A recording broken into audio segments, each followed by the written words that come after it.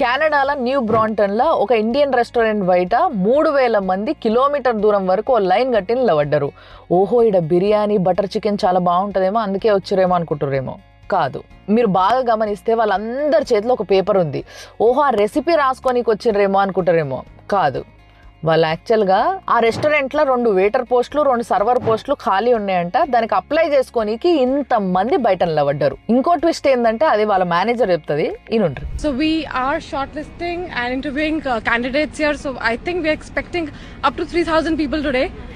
And tomorrow, the interview is going to happen for 2 days. విన్నారు కదా, ఇవాళ 3,000 మంది, రేపు కూడా 3,000 మందివి ఇంటర్వ్యూలు షెడ్యూల్ అయి ఉన్నాయంట. అది కూడా ఈ 4 జాబులకి 6,000 మంది 4 జాబుల కోసం ఇంత పెద్ద లైన్ పెట్టి నిలబడ్డారాడ.